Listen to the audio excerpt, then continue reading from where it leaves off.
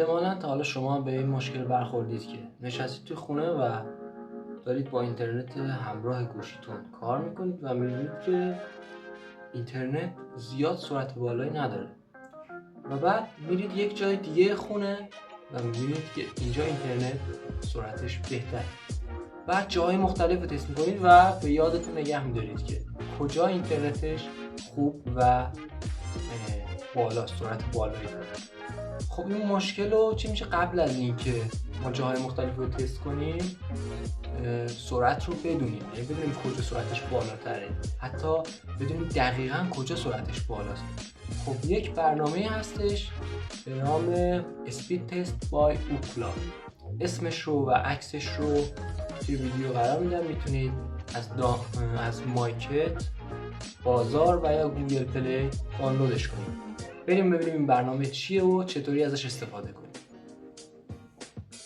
خب قبل از هر چیزی لازمه بگم که این یک مودم همراه هستش و داخلش سیم کارت همراه اوله و مثل کار گوشی رو انجام میده، کار اینترنت گوشیه، یعنی این اینترنت دیتا رو انجام میده، ولی برای اینکه گوشی داغ نکنه من انداختم توی این مودم همراه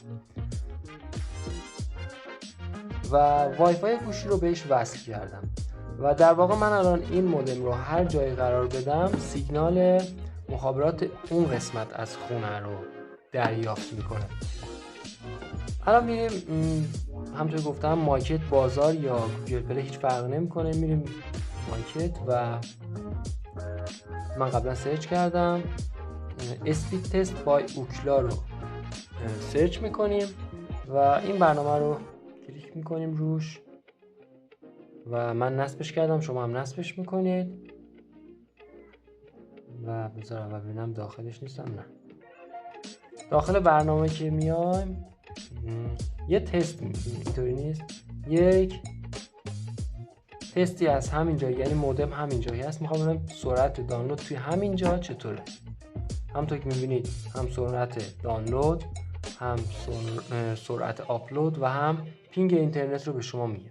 سرعت دانلود 11 تقریبا 12 مگابایت پر سکنده.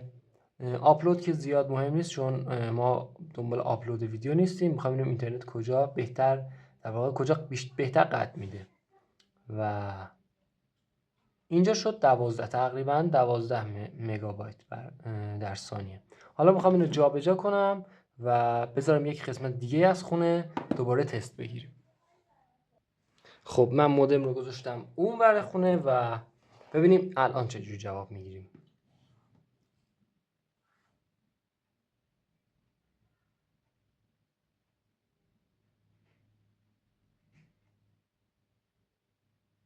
قبلا 12 بود و الان به شدت سرعتش اومد پایین. احتمالا اون قسمت آنتن دهی خوبی برای اینترنت نداره ولی تقریبا یکیه، 12 رفت بالاتر. خب پس اونجایی که من گذاشتم اینترنت بالاتری رو داره. با آپلود هم که کاری نداریم ولی در هر صورت تفاوت احساس میشه. البته اینم بگم که من توی شهر هستم و شاید زیاد تفاوت زیاد نداشته باشه ولی توی جایی مثل روستاها شدیداً این تفاوت یعنی گیم چنجره.